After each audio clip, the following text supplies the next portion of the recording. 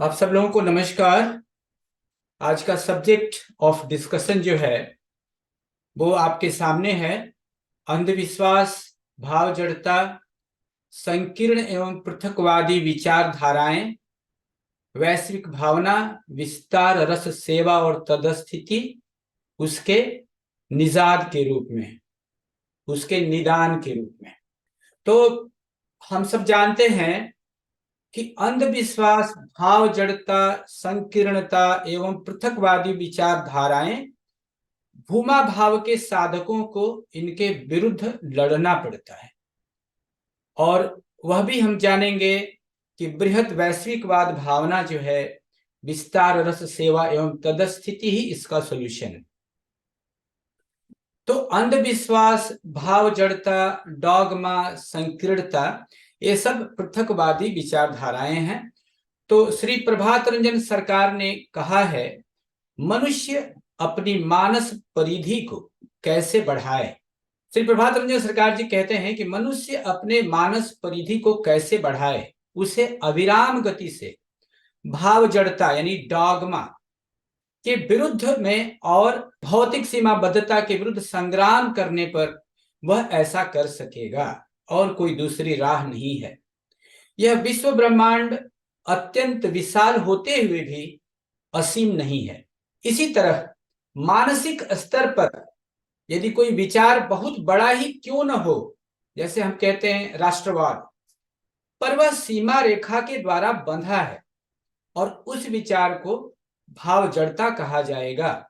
मानव मनीषा की भविष्य की संभावनाओं को भाव जड़ता अवरुद्ध कर देती है।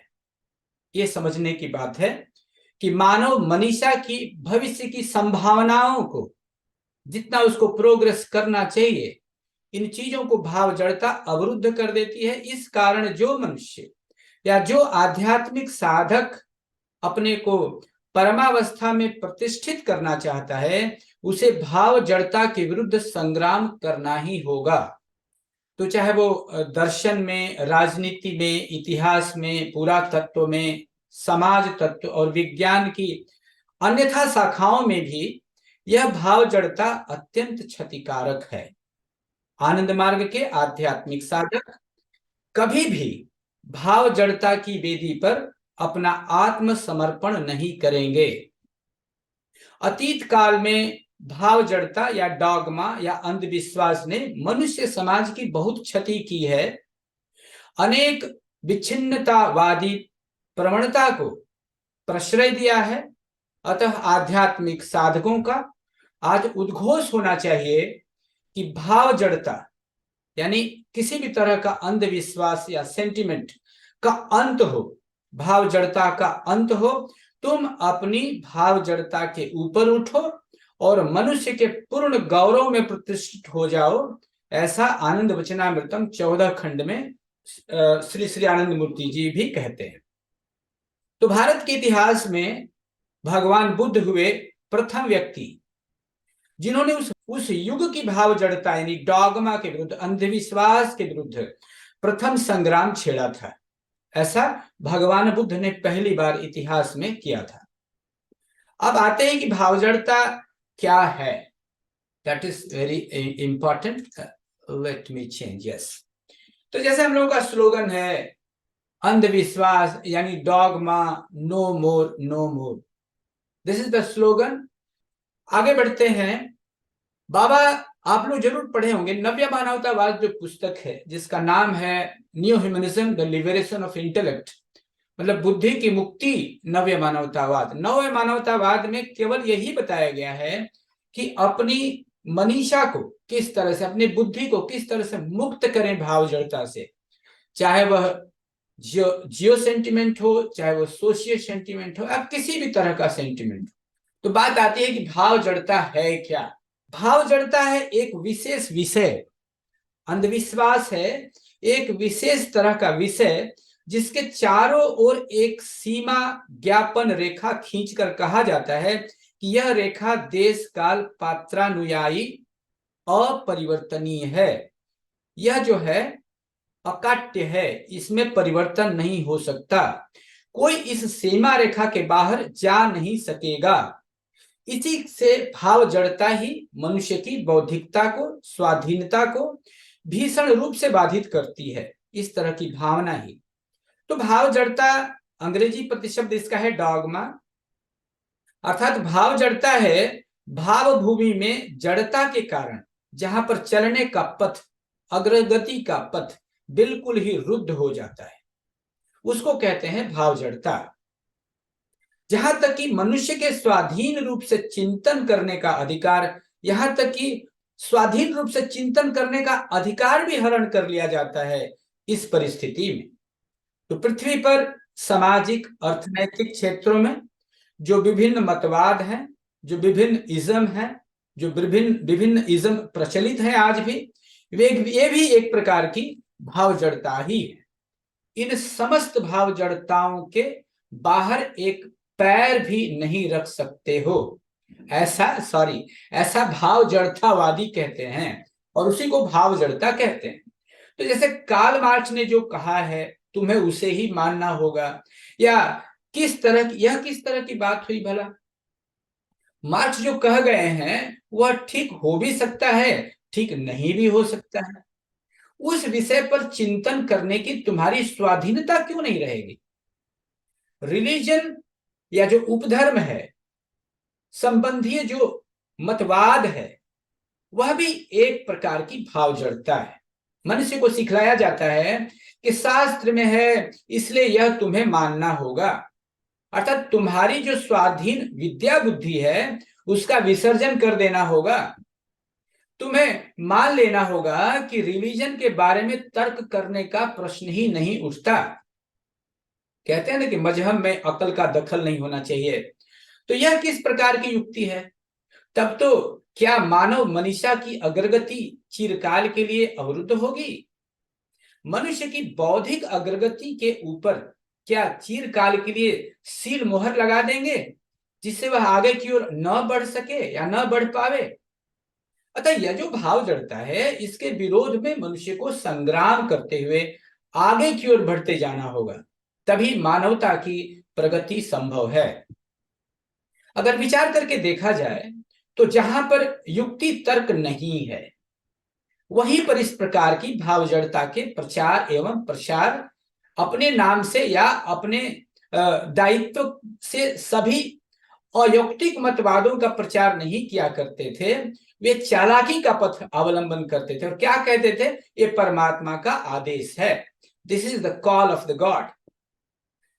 जैसे लोग ऐसा भी बहाना बनाते थे चतुर दृष्टि चालाकी से, कल रात में स्वप्न में परमात्मा ने मुझे इस प्रकार पैगाम या आदेश दिया था। स्वयं अपने नाम से मतवाद का प्रचार नहीं करते थे। कारण यह है कि इससे अन्य लोग बहुत सारे अप्रीतिकर प्रश्न, अनकंफर्टेबल क्वेश्चन करेंगे, उठाएंगे, वे पूछेंगे बहुत ठीक है तुम हमें समझाओ, व्यवहार और वर्णन करो कि क्या यह मानेंगे, क्यों इसे मानेंगे। तो इसी से प्रश्नोत्तर के झूठ झमेला से बचने के लिए वे स्पष्ट परमात्मा का नाम ले लेते थे कि परम पुरुष ने मुझे ऐसा कहा है। कहते हैं परमात्मा मुझे ऐसा ही निर्देश दे गए हैं। तो अब देखने पर तो लगता है कि यह सब ठीक पथ नहीं है, बल्कि यह साहसी का पथ भी नहीं है, वीर का भी पथ नहीं है। वे स्वयं अपने कंधे पर दायित्व लेकर किसी भी अवस्था में नहीं कहेंगे कि मैं कह रहा हूं, किंतु यह बात नहीं है। वे इस तरह से भी भाव जड़ता का प्रचार कर गए हैं, इस तरह से वे टेढ़े पथ से गए हैं, सीधे से नहीं। यहां तक कि जड़ विज्ञान के बारे में भी इस प्रकार की भाव जड़ता की सहायता ली गई थी। तो बहुत ऐसे तथा कथित विद्वान लोग भी हुए हैं जो इस तरह की भाव जड़ता का सहारा लिए हैं। जैसे डाल्टन को परमाणुवाद की जो वैज्ञानिक युक्ति के ऊपर प्रतिष्ठित जो नहीं थी उसको भी उसने कहा समाज में। अतः मनुष्य के भाव जड़ता से मुक्त होकर विवेक के निर्देशानुसार कार्य करना उचित है। शास्त्र में लिखा है इसलिए मानना होगा, इस तरह का निर्देश ग्रहण योग्य नहीं है। कारण जिन्होंने शास्त्र की रचना की है वे कैसे लोग थे, यह भी तो देखना होगा। तो जो युक्ति के द्वारा परम पुरुष की महिमा प्रतिष्ठित करते हैं उन्हें माना जाना माया माना जा सकता है। और जहां युक्ति नहीं है, केवल परमात्मा की दुहाई देकर अपने मतवाद या रिलीजन का प्रचार करना चाहते हैं, वह ग्रहण करने योग्य नहीं है, क्योंकि उससे मनुष्य की प्रगति रुक जाती है। कारण कि वह निहायत भाव जड़ता है, जो युक्ति विचार वर्जित है, जो इलॉजिकल है, जो अविवेकपूर्ण है। ऐसा कुछ मानने पर उसे धर्म की हानि ही होती है। तो युक्ति जो है, बाबा एक जगह नव्य मानवतावाद में लिखते हैं कि युक्ति जो है मनुष्य की संपदा है। यह मानसिक धरातल की वस्तु है युक्ति, जो कि अन्य जीवों में नहीं है। और जिस मनुष्य के अंतर मन में भक्ति और बाह्य मन में युक्ति रहती है, ध्यान देने लायक बात है। बाबा कहते हैं जिस मनुष्य के अंतर मन में भक्ति रहती है, जो हम लोग कल डिस्कस किए, और बाह्य जगत में युक्ति रहती है, युक्ति तर्क विवेक संगत तर्क रहता है, उसकी जगह अवश्यम उसका जो विजय है, उसकी जय है, वो अवश्यंभावी है। वह विजयी होगा ही। एकमात्र वे लोग ही इस धरती पर महान काम कर जाते हैं, ऐसा बाबा कहते हैं, जो कि लॉजिकली लगता है। एक और आप यदि एक पुस्तक है मानव समाज, तो उसमें जब आप देखेंगे तो उसमें एक बहुत सटीक और बड़ी खूबसूरत श्लोक है जो मैंने सामने लिखा हुआ है। युक्ति युक्त उपादेयं वचनम बालकादपि अन्य तृणमीव त्याज्य मप्युक्तं पद्म जन्मना। कोई बच्चा भी, देखिए कितनी सटीक बात है, यदि कोई बच्चा भी यदि युक्ति युक्त बात कहे तो उसे स्वीकार करना चाहिए। और यदि स्वयं पद्म योनि ब्रह्मा भी युक्तिहीन बात कहें तो उसे तृण की तरह मूल्यहीन समझकर छोड़ देना चाहिए। तो हम लोगों का विचार ऐसा होना चाहिए, हम लोग ऐसे विचार के समर्थक हैं। और जो अभी कहा गया उसका भी एक श्लोक है कि केवलम शास्त्रमाश्रित्यं न कर्तव्यावि निर्णयः युक्तिहीन विचारेण धर्महानि प्रजायते। अरे मान लीजिए कोई चीज शास्त्र में कोई बात लिखी है, लेकिन वो बात तर्क संगत नहीं है, तो चूंकि वो शास्त्र में लिखा है इसलिए उसको मान लेना कदापि उचित नहीं है। क्योंकि यदि शास्त्र की कही युक्तिहीन बात भी यदि मान ही ली जाए तो फलतः क्या होगा, धर्म की ही हानि होगी। इसीलिए मनुष्य को हमेशा अपने विवेक का इस्तेमाल करना ही चाहिए। तो इस तरह की बात हमें हमेशा ध्यान रखनी है कि ऐसे कुछ लोग हैं जिनका, समाज में ऐसे भी कुछ लोग हैं जिनका कहना है कि पुरुष जाति ही परम पुरुष की प्रिय है, नारी जाति प्रिय नहीं है। तो बहुत लोग ऐसे भी आपको वक्तव्य मिलेंगे, इतने घिनौने और बेतुकी बातें हैं कि 3 नारियां एक पुरुष के समान हैं। यह सभी भाव जड़ताएं हैं, शोषण के ट्रिक्स हैं। एक पुरुष की बुद्धि, ये भी कहते हैं कि 3 महिलाओं की बुद्धि के समान है। यह एक हास्यास्पद उक्ति है, इस पे हंसी आएगी आज के मनुष्य को। वास्तव जीवन में किन्हीं किन्हीं क्षेत्रों में एक पुरुष की बुद्धि 3 महिलाओं के बदले 2 महिला की बुद्धि के समान भी हो सकती है। अरे फिर यह भी तो हो सकता है कि किसी क्षेत्र में विशेष में केवल एक महिला की बुद्धि 20 पुरुषों की बुद्धि के समान हो सकती है।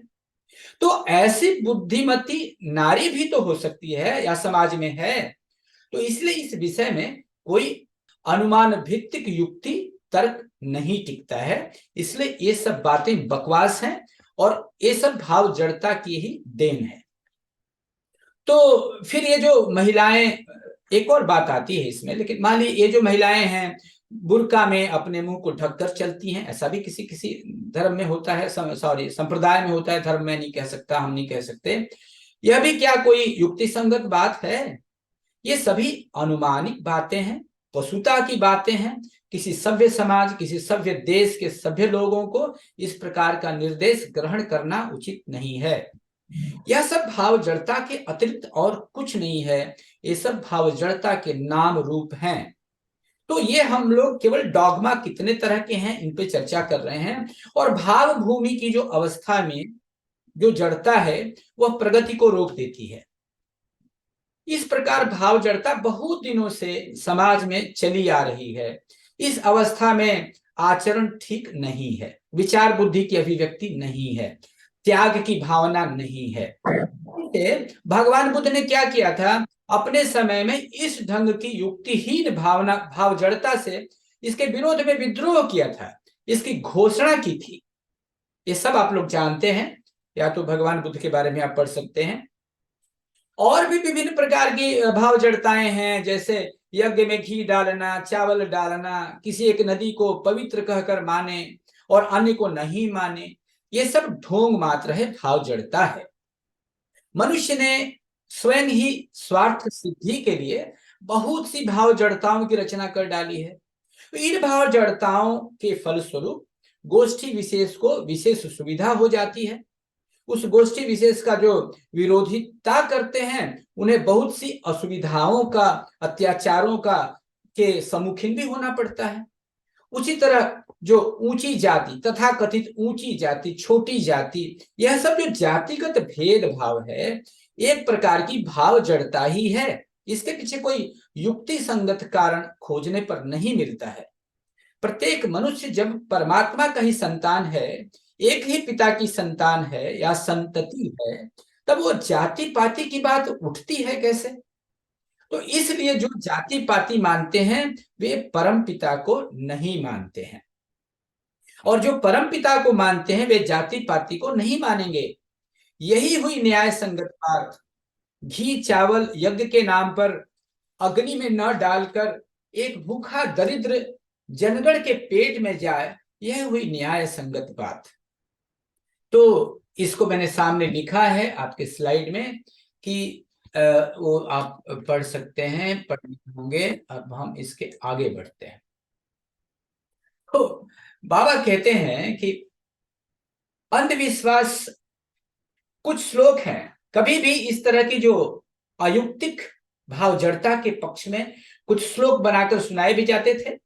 कहते हैं परम पुरुष के मुख से ब्राह्मण की, परम पुरुष के भुजा से क्षत्रिय की, और परम पुरुष की उदर से वैश्य की, और पैर से शूद्र की उत्पत्ति हुई थी।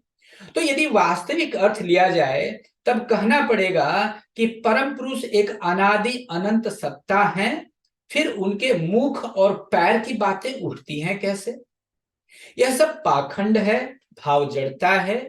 कुछ संख्यक सुविधावादी मनुष्य ने अपनी स्वार्थ सिद्धि की अभिसंधि को लेकर इन सब भाव जड़ताओं की सृष्टि की थी। भगवान बुद्ध ने इसके विरुद्ध में जिहाद की घोषणा कर दी थी, और इसी से कहा गया है जन्मना जायते शूद्र, जन्म से सभी शूद्र होते हैं क्योंकि वे एक दूसरे पर आश्रित रहते हैं।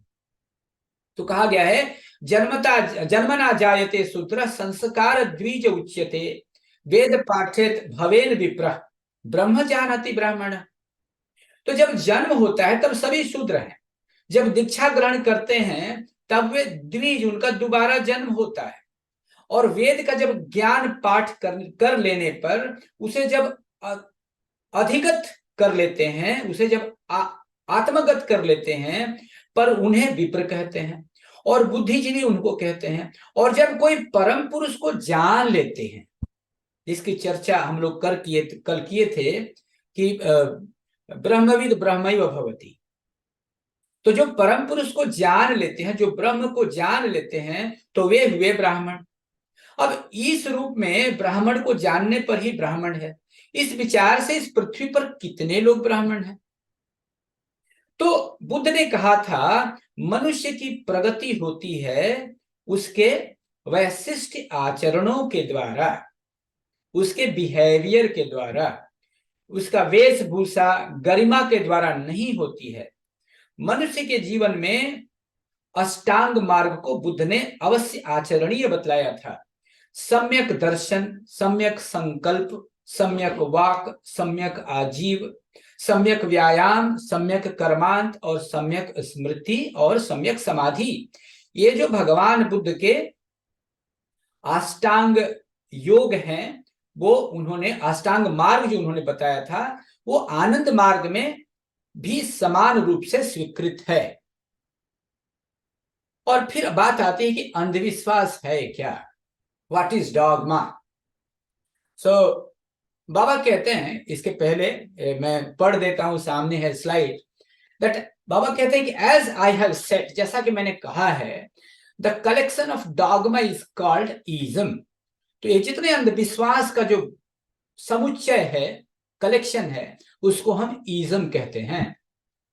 Where there is no logic and reason dogma arises, जहां पर किसी तरह की युक्ति और तर्क नहीं है वहीं पर अंधविश्वास पनपता है।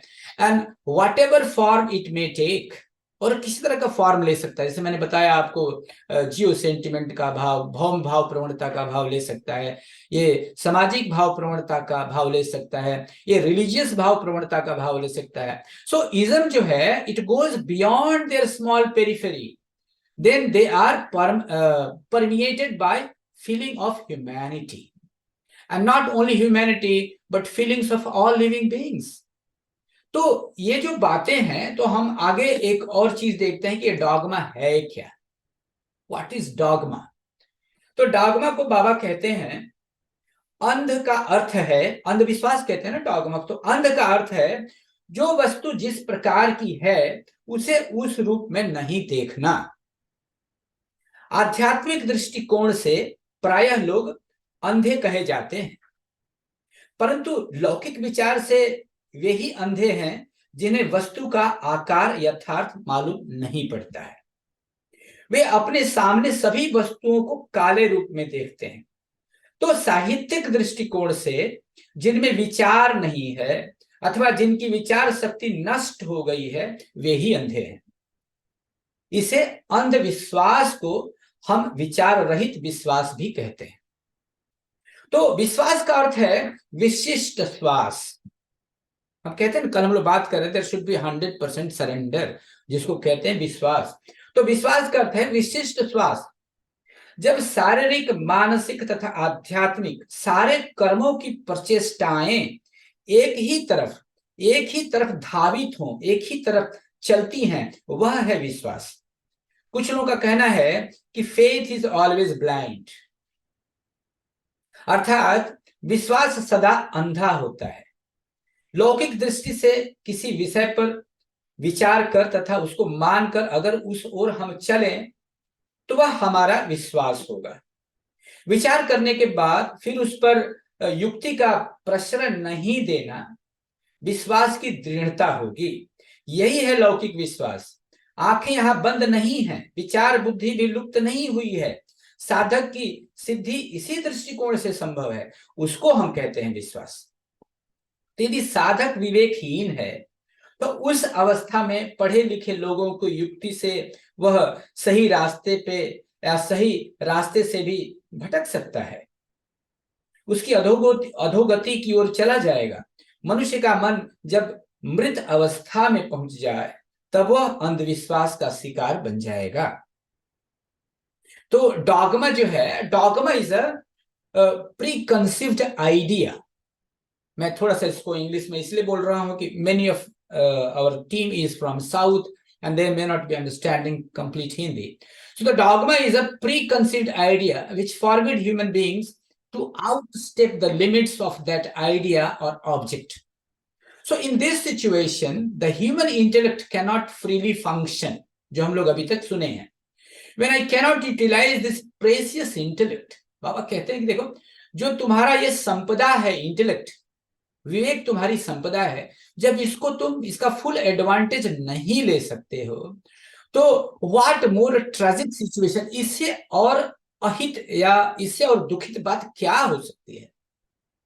So what more tragic situation could be there be than this. So we need the liberation of the human mind. इसीलिए कहा गया है कि बुद्धि की मुक्ति नव्य मानवतावाद। तो आज जो है बुद्धि तो बहुत है लोगों के पास, बट बुद्धि की मुक्ति जो है, द लिबरेशन ऑफ इंटेलेक्ट की कमी है। बहुत पढ़े लिखे लोग हैं लेकिन वही सिर पे टोकरी लेकर के, और मतलब जितने भी आप अभी तक सुने हैं भाव जड़ताएं, उनमें उनसे बाहर जाने का उनको साहस नहीं है, तो उसको कहते हैं they are not liberated mentally, though they are intellectual so called. And even before this, we need the liberation of the human intellect. And that is what dogma is, and we have to come out of it. We have to liberate from the dogma. तो अब आगे कहते हैं कि अंधविश्वास से परिणाम भूता शक्ति उत्पन्न नहीं होती. ध्यान रखिए इस बात को. अंधविश्वास से, डॉगमा से परिणाम भूता शक्ति उत्पन्न नहीं होती. आज से सहस्त्रों वर्ष पूर्व जिस रिवाज का प्रचलन था वह आज के लिए उपयुक्त नहीं हो सकती है. भले वह उस समय के लिए ठीक हो सकती है. समय की गति के अनुसार सभी में परिवर्तन आएगा और उसी के अनुसार संघर्ष करना पड़ेगा. किंतु यह सोचना कि हमारे पूर्वज अज्ञान थे, यह भी अच्छी बात नहीं है. तो यह भी उचित नहीं है. ऋषि का अर्थ ही होता है, प्रगतिशील पुरुष को ऋषि कहते हैं, कल्चर्ड पीपल को ऋषि कहते हैं, तथा मुनि का अर्थ होता है मननशील व्यक्ति, इंटेलेक्चुअल. अतः ऋषि और मुनि अंधविश्वास में नहीं पड़ सकते थे. अरे तभी तो हम ऋग्वेद का मंत्र देखिए, 15,000 साल पुराने सब चीजें हैं और आज भी उनकी अभिलाषाएं थी, वो समझते थे, लेकिन आज तक एक सुदृढ़ समाज का गठन नहीं हो सका जिसकी कल्पना उन्होंने ऋग्वेद में की थी, सूत्र के माध्यम से, श्लोक के माध्यम से, जो हम और आप आज धर्म चक्र के पहले चैंट करते हैं. संग छध्वम संबतध्वम संभो मनासि जानता देव भागम जथा पूर्वे संजनाना उपासते समानी वयाकुति समाना हृदयानि वह समानमस्तु वो मनो जथा वह सुसहासति.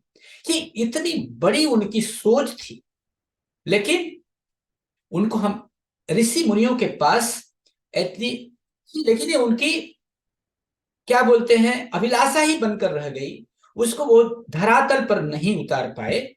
और इसीलिए परमात्मा ने प्रौत की स्थापना की है. आप सब जानते हैं कि प्रौत का जो मुख्य उद्देश्य है वो है संग छध्वम को प्रैक्टिकल रूप में धरती पे उतारना. तो हम लोग आगे बढ़ते हैं, तो उन ऋषि मुनि को हम अंधविश्वासी नहीं कह सकते. इसलिए ये जो स्विप करके लोग स्टेटमेंट डालते हैं कि पुराने लोग सब अंधविश्वासी थे, ऐसा कभी नहीं कहना चाहिए. उस समय की परिस्थिति की भिन्नता के कारण उनकी बुद्धि की विवेचना करना एक प्रकार का कुसंस्कार है. साथ ही उनके ही भरोसे पथ पकड़कर बैठे रहना, हाथ पर हाथ धरकर बैठे रहना, यह भी एक निष्क्रियता है. तो उस अवस्था में स्थूल मानसिक तथा आध्यात्मिक अवनति के अलावा और कोई परिणाम नहीं है. इसलिए हमें सतत संघर्ष करना पड़ेगा.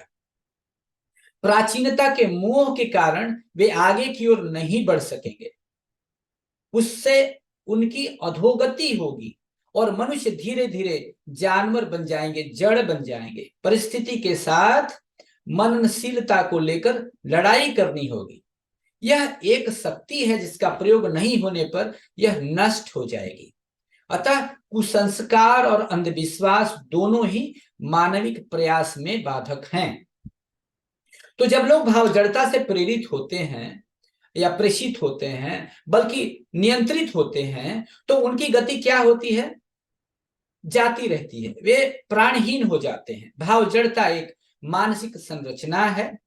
सभी विचार मानसिक संरचना है, किंतु उनकी सीमा रेखाओं में थोड़ा लचीलापन होता है. प्रौत का जो 5वां मूलभूत तत्व है, देश काल पात्र के अनुसार उपयोग का स्वरूप बदलता रहेगा. ये एक बड़ी डायनेमिक सतत प्रगतिशील व्यवस्था है. तो देश काल पात्र के अनुसार उपयोग का स्वरूप बदलता रहेगा. उसमें कठोरता नहीं है, लचीलापन है, क्योंकि मानव मन किसी कठोर व्यवस्था को स्वीकार नहीं करेगा. यह मनुष्य का स्वभाव है. तो भाव जड़ता एक विचार है, किंतु उसकी सीमा रेखा कठोर है, अनमनीय है. वह मनुष्य को उस सीमा रेखा के पार नहीं जाने देगा, अर्थात भाव जड़ता मानव मन की मूलभूत आत्मा के विरुद्ध जाता है। तो भूमा मन डागमा या भाव जड़ता के आबद्ध होता ही नहीं। तो जो भूमा मन के साधक हैं, जो यूनिवर्सलिस्ट हैं, वो अंधविश्वास को भाव जड़ता से आबद्ध नहीं हो सकते। अतः जब अणुमन परम केंद्र से मिलने के उद्देश्य से उनकी ओर बढ़ता है, तब अणुमन भूमा मन से प्रभावित होकर उनसे वास्तव में मिल जाता है। साधक परम पुरुष के समीप है या नहीं, जानते हैं, इसे बहुत खूबसूरत एक बात है कि आप कैसे पहचानेंगे कि ये स्लाइड मुझे बहुत अच्छा लगा, इसलिए आपके लिए बनाया। एक जगह कहा गया है कि साधक जो है वो परम पुरुष के समीप है या नहीं, या परम पुरुष से कितना नजदीक है, इसे भाव जड़ता की मात्रा से ही जाना जा सकता है कि वो कितना अंधविश्वासी है। तो भूमा भाव की ओर इस अग्रगति में कोई बंधन सहनीय नहीं है, उसे बर्दाश्त नहीं किया जा सकता, किसी भी बाधा को उत्साहित नहीं करना है। मानवता की गति और प्रगति को बाधा रहित होना होगा। विश्व बंधुत्व में यूनिवर्सल फ्रैटर्निटी की ध्वज लेकर उसी ओर बढ़ते जाना होगा। यही काम है साधक का, यही काम है यूनिवर्सलिस्ट्स का।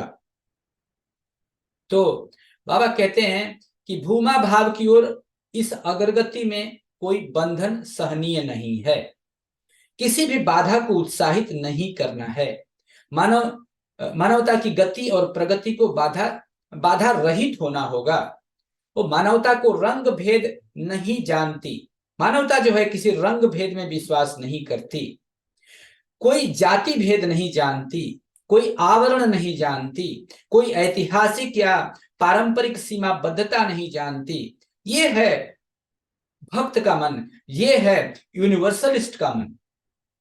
मानव की एक ही मानवीय परंपरा है, पहचान है, उस परंपरा पर डट कर खड़ा होना, उस परंपरा पर डट कर खड़ा होना होगा और विश्व बंधुत्व यूनिवर्सल फ्रैटर्निटी की ध्वज को लेकर उसी ओर बढ़ते जाना होगा।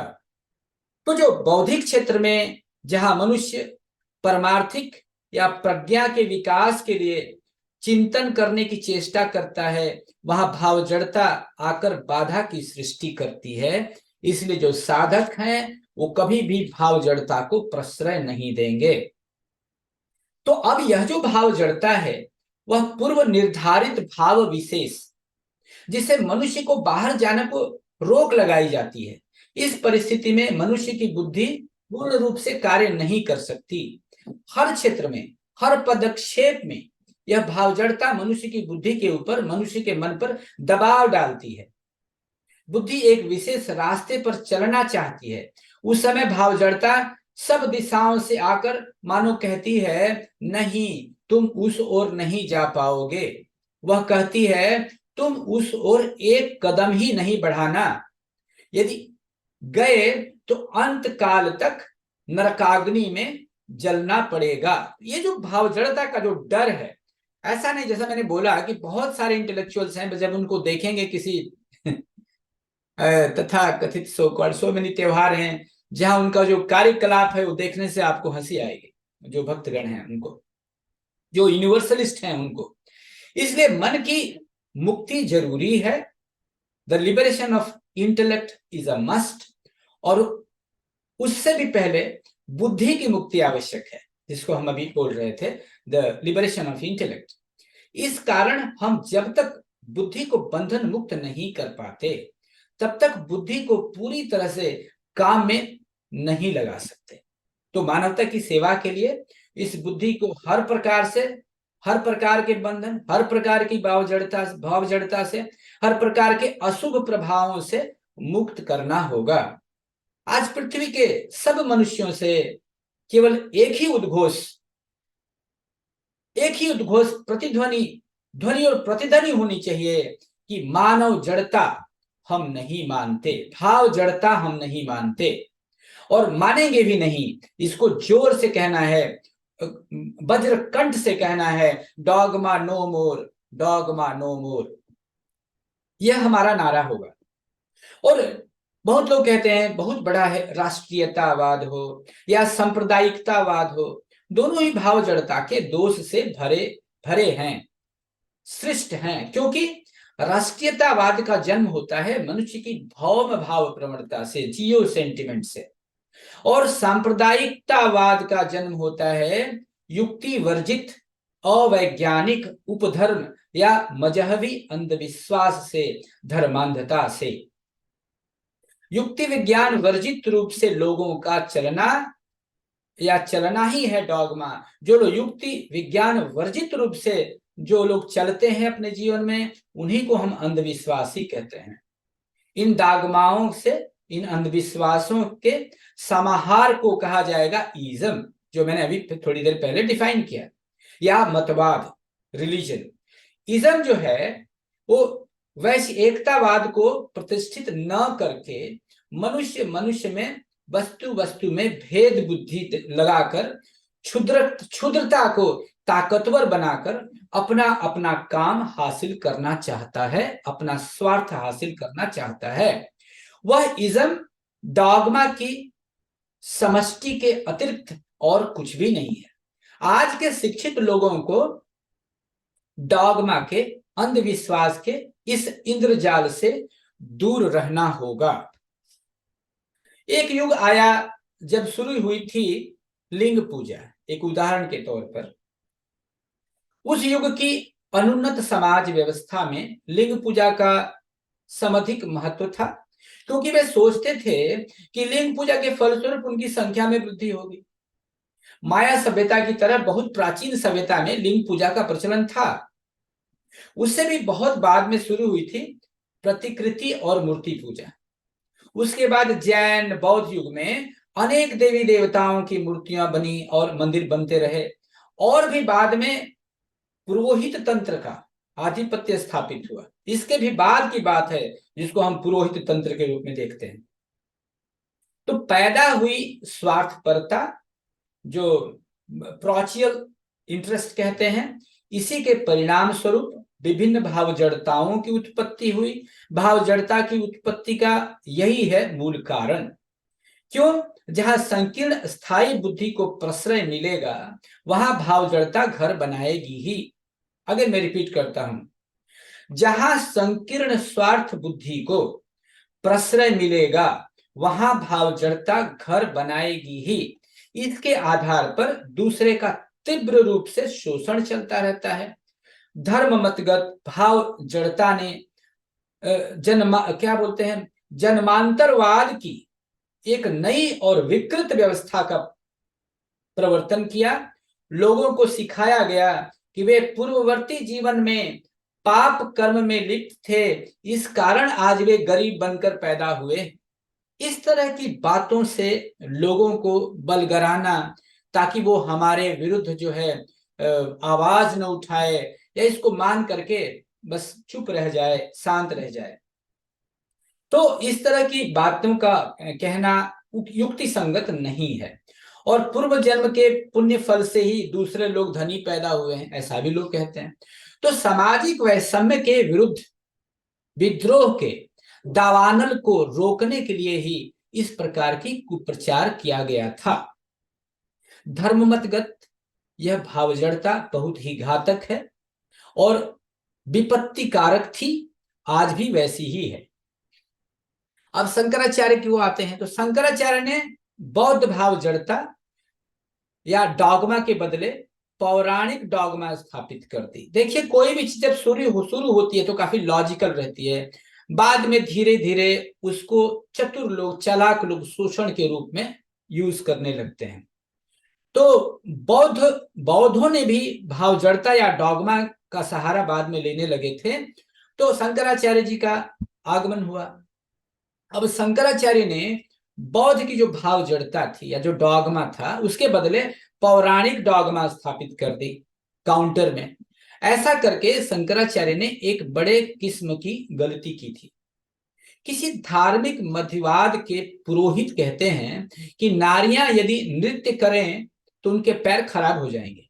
इसलिए उन्हें नृत्य करना उचित नहीं है। यह भाव जड़ता है, this is dogma, this is अंधविश्वास। यह धर्म में नारी को द्वितीय श्रेणी का नागरिक माना जाता है, क्योंकि उन्हें यदि पुरुष के समान मर्यादा और मौका दिया जाएगा तो उनका शोषण करना बहुत कठिन हो जाएगा। तो इस तरह तरह के क्षुद्र कुंठित मानसिकता को लेकर भाव जड़ता की रचना हुई है। और एक और भाव जड़ता है, वो क्या है? कपटाचारी की भाव जड़ता। धर्म के नाम पर निष्ठुर प्रथाओं के पीछे जो मनस्तत्व काम करता है वह है कपटाचारी की भाव जड़ता। लोग कहते हैं शास्त्र का निर्देश है, बाप दादा इसे करते आए हैं, इसलिए मुझे भी करना होगा। यहां जानबूझकर भाव जड़ता का अनुसरण किया जाता है। इसे ही कहते हैं कपटाचारी की भाव जड़ता। अधिकांश लोग अज्ञानतावश भाव जड़ता को मानकर चलते हैं, लेकिन अधिक लोग डर से इसे मान के चलते हैं।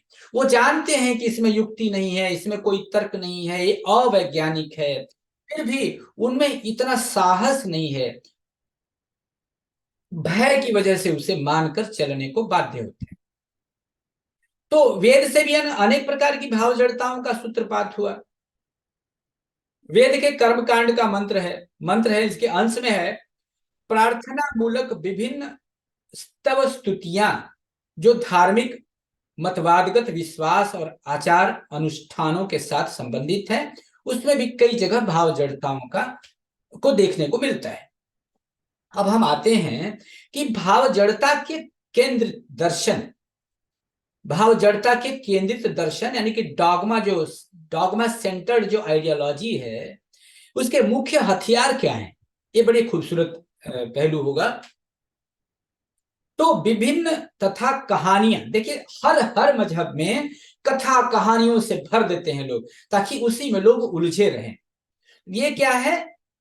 ये जो अंधविश्वास सेंटर्ड जो आइडियोलॉजी है, भाव जड़ता केंद्रित जो दर्शन है, उनके ये सब हथियार हैं। पहला हथियार है विभिन्न कथा कहानियां, अवंतर कहानियां, रूपक कहानियां इत्यादि प्रचार के माध्यम से लोगों के मन में महामान्यता बोध, सुपीरियरिटी कॉम्प्लेक्स पैदा करना।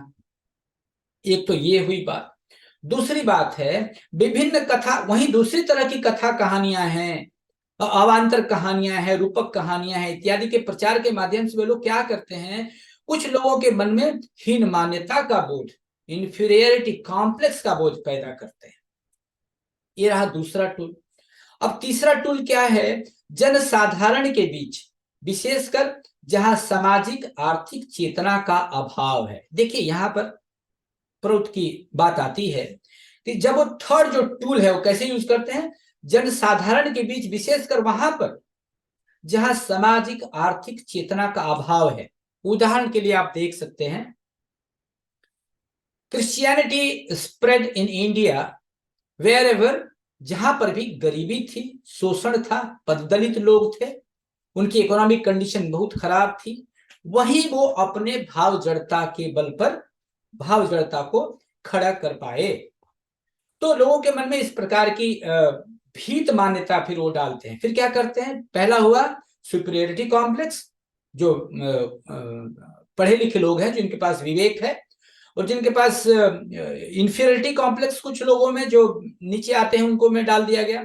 और तीसरा हुआ लोगों में फियर कॉम्प्लेक्स पैदा कर दिया गया, भीत मान्यता पैदा कर दिया। और हीन मान्यता, जो इंफीरियरिटी कॉम्प्लेक्स बोध है और महामान्यता, इन तीनों तरह की हीन मान्यता, महामान्यता और भीत मान्यता की सुइयां इंजेक्शन लगाकर वे लोग मजहब का प्रचार करते हैं। और डागमा जो है, जो अंधविश्वास के पीछे धर्मांध और हठ धर्मिता काम करती है, इन्हीं सब तीन टूल्स के आधार पर। अब रिलीजन संबंधी डागमा को रोकने के लिए हमें दो प्रकार से आगे आना होगा। अब हम सॉल्यूशन की बात करते हैं। तो रिलीजन संबंधी, धर्मांधता संबंधी या जो रूढ़िवादिता है, डॉगमा है, उसको रोकने के लिए दो प्रकार से आगे होना। पहला है युक्ति विज्ञान की राह पकड़नी होगी। You have to be logical. उसके लिए आपको अध्ययन करना पड़ेगा।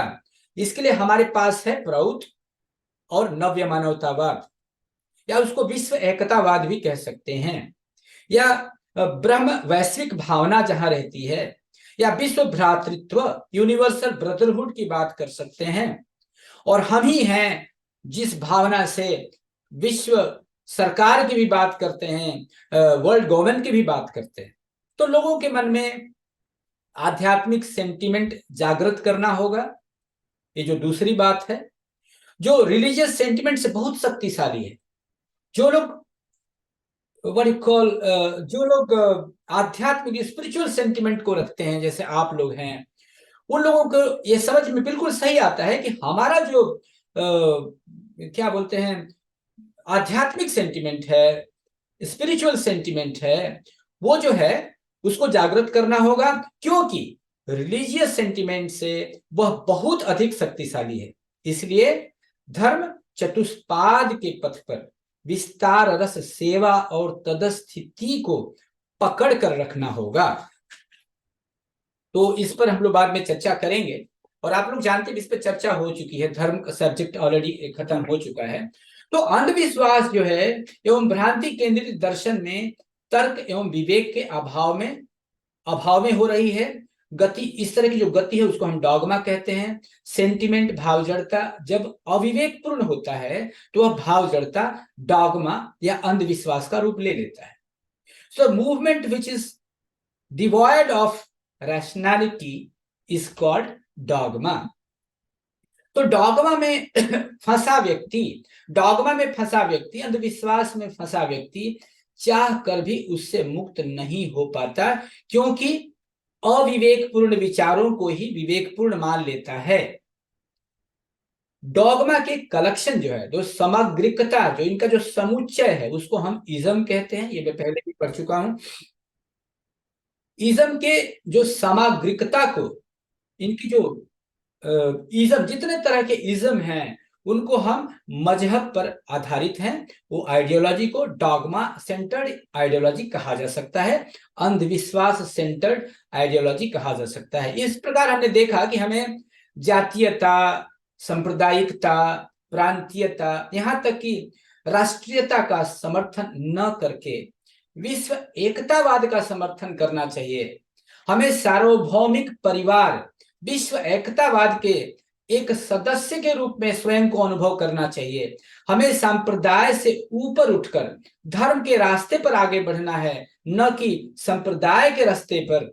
और वह धर्म मनुष्य का मात्र एक ही है, और वह है विस्तार रस सेवा और तदस्थिति।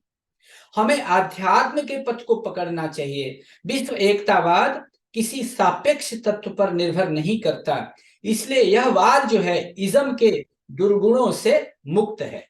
सो if there is any ism, then only universalism is accepted in आध्यात्म। वाद तो दलगत स्वार्थ को बढ़ाता है, अनेकानेक तत्वों के बीच वाद और संप्रदाय भी एक आज युद्ध का प्रधान कारण बन गया है। ये सब आप समाज में देख रहे हैं विश्व पटल पर। तो राष्ट्रीयता को छोड़कर हमें बृहद वैश्विक भावना को अपनाना होगा। धर्म एवं धर्म साधना के दो विभाग हैं। एक होता है जो हम लोग कल ही पढ़ रहे थे, एक होता है स्वाभाविक धर्म, और दूसरा होता है जिसको स्वाभाविक धर्म में क्या होता है, आहार, निद्रा, भय, मैथुन इत्यादि। और भागवत धर्म या मानव धर्म ये आता है, या इसको ही सनातन धर्म कहते हैं। इसको ही हम शाश्वत धर्म कहते हैं, सनातन धर्म कहते हैं। तो भागवत धर्म या मानव धर्म विस्तार रस सेवा एवं तदस्थिति, expansion of flow of experience, service and goal. ये जो है तो विस्तार है विष्णु को पूरे विश्व के में व्याप्त देखना, जैसे हम लोग कल मधु विद्या की चर्चा किए थे। परम हर चीज में, because everything is the expression of God, परम पुरुष की अभिव्यक्ति ही है एवरीथिंग जो हम देख पाते हैं, महसूस कर पाते हैं।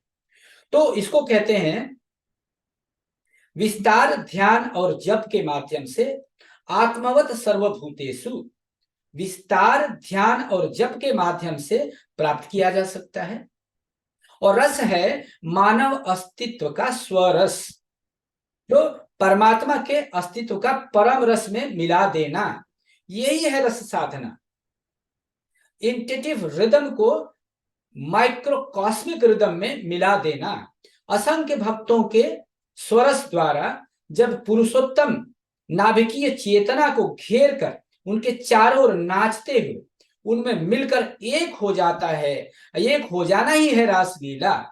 कीर्तन के द्वारा हम नाचते हुए उस धूमा रस के आनंद को प्राप्त कर सकते हैं। और सेवा है दो प्रकार की, एक है वाहिक सेवा और दूसरी है आंतरिक सेवा। और वाहिक सेवा है शूद्रोचित, क्षत्रियोचित, विप्रोचित, वैश्योचित, ये जो सेवाएं हैं। और आंतरिक सेवा है इष्ट की सेवा, लक्ष्य की ओर आंतरिक सेवा। और तदस्थिति है लक्ष्य, परमात्मा ही लक्ष्य है, वही है तदस्थिति, उनमें स्टैब्लिश हो जाना। इस प्रकार धर्म है वैयक्तिक जीवन एवं सामूहिक जीवन का परम पद, परम संपद।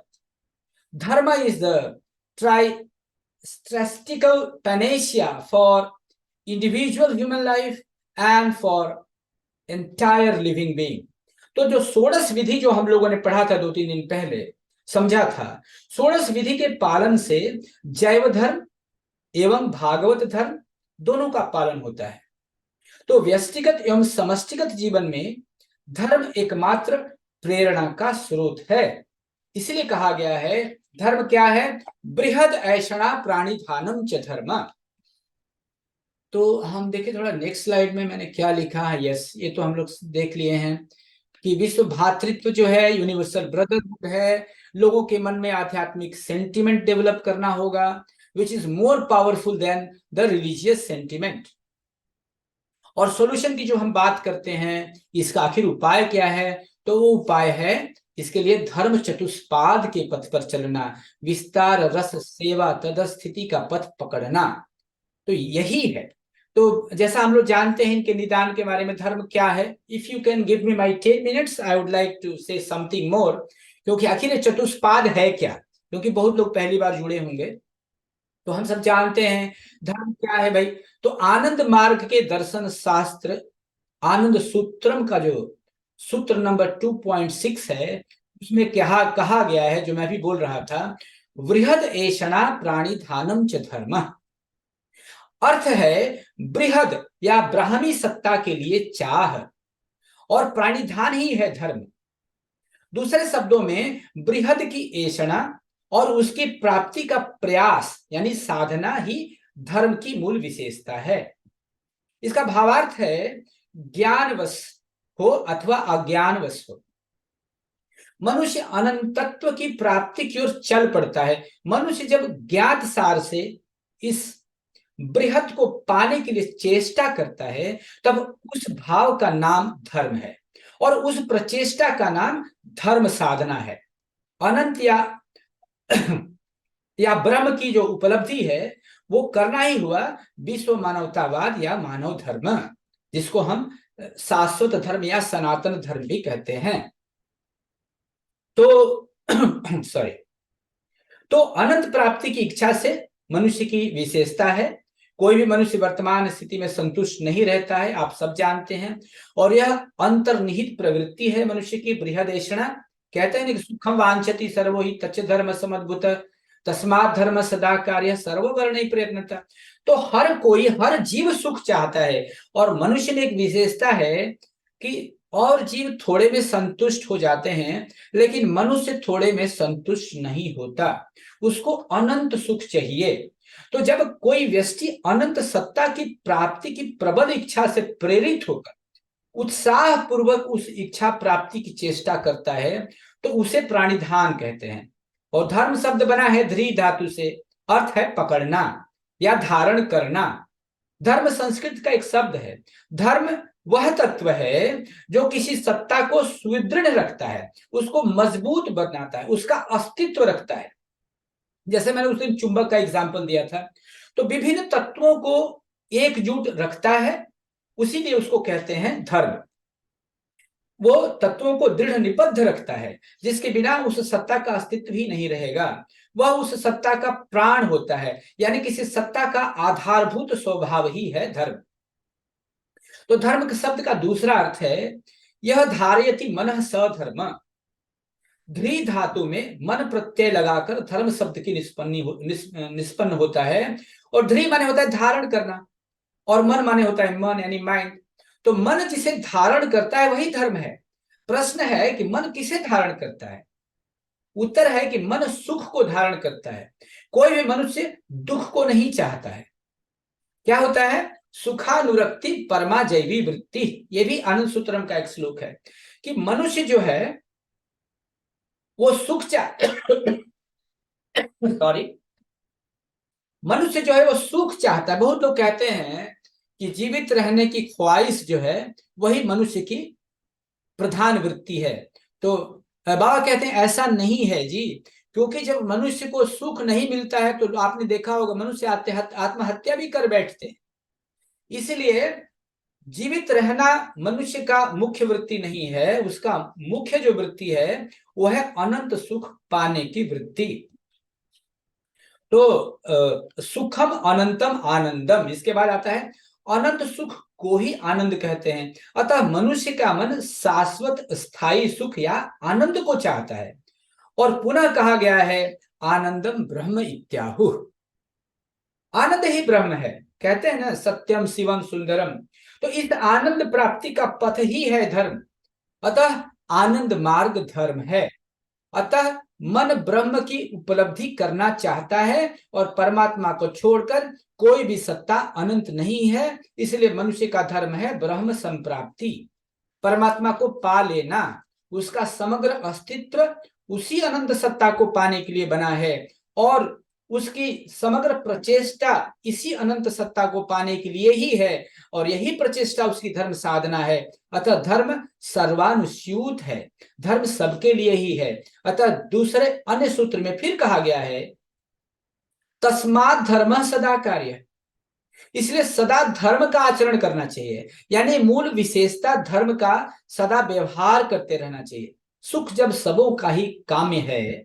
अब इस बात को समझिए, जब सुख सभी चाहते हैं और अनंत रूप से चाहते हैं तो अनंतत्व की प्राप्ति को छोड़कर जब सुख भोगेच्छा की तृप्ति होती ही नहीं, एवं इस अनंत की प्राप्ति ही जब धर्म साधना है, तब धर्म साधना प्रत्येक जीव के लिए आवश्यक करनी है। अनुन्नत मानसिकता के कारण मनुष्यतर जीव पशु पौधे धर्म साधना नहीं कर पाते हैं, किंतु मनुष्य तो कर सकता है। अतः जो मनुष्य ऐसा नहीं करते वे मनुष्य पदवाच्य नहीं हैं। एक संस्कृत शब्द में कहा गया है, वो तो आप जानते हैं, हम लोग कल भी बात की, I will not go in that, कि मानव धर्म जो है और भागवत धर्म जो है वो दो तरह का होता है। तो जो भागवत धर्म है ना, तो धर्म शब्द का जो अर्थ है निजी विशेषता जो है, फंडामेंटल कैरेक्टरिस्टिक है। हर सत्ता का अपना अपना अलग अलग निजी विशेषता होता है। जैसे अग्नि का धर्म है, उसका स्वभाव है किसी वस्तु को जलाना। अग्नि और उसका यह धर्म अलग नहीं हो सकते। अग्नि यदि अपने जलाने के धर्म का विशेषता को खो दे तो वह अग्नि नहीं रह जाएगा, आप कहेंगे कि ये आग जैसी कोई चीज है।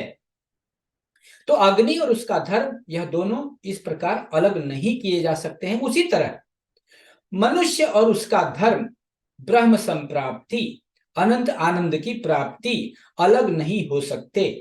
यह धर्म जो मानव धर्म है वह एक ही है और उसी का नाम है भागवत धर्म, उसी का नाम है सनातन धर्म, उसी का नाम है आदि धर्म।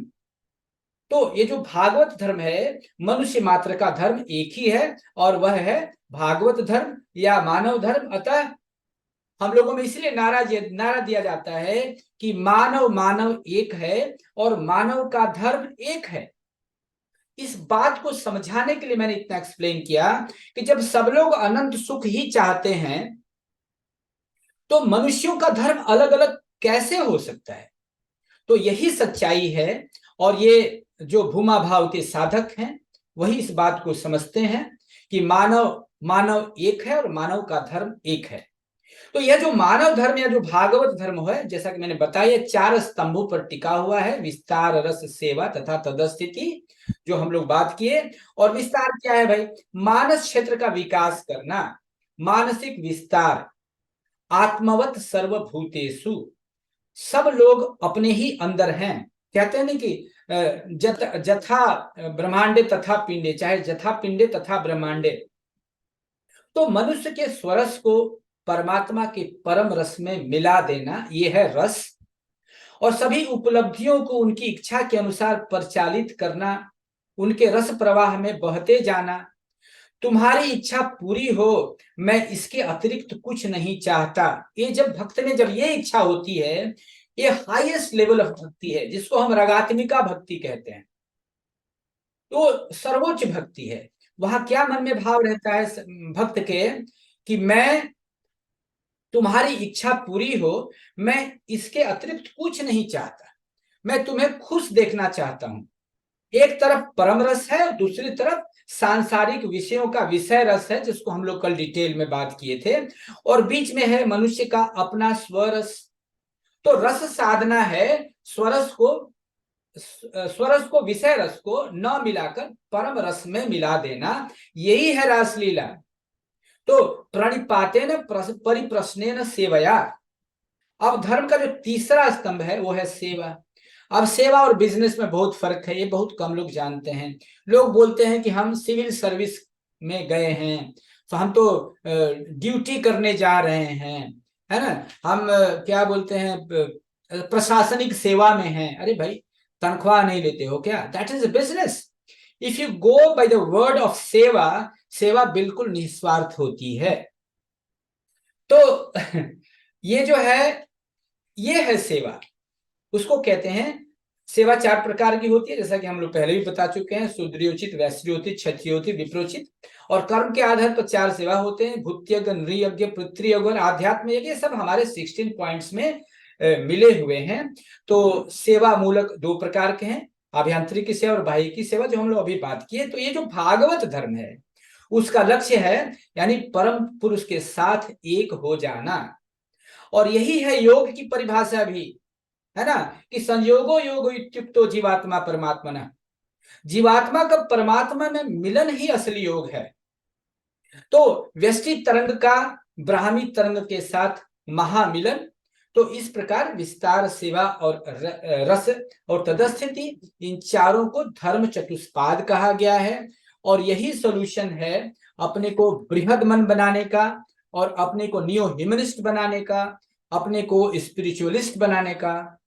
और अपना मिशन जो है, spirituality as a mission in life, ये वही व्यक्ति जो है वो विश्व एकतावाद की बात कर सकता है। अदरवाइज ये जिस तरह से पुराने ऋषि मुनि जो हैं, ये हमारे उनकी अभिलाषाएं हैं, वो अभिलाषा ही रह जाएंगी, है ना। तो इतने ही मेरे को कहना था। और इसके बाद तो यदि कोई प्रश्न है तो मैं जरूर ले सकता हूँ। Thank you so much. नमस्कार।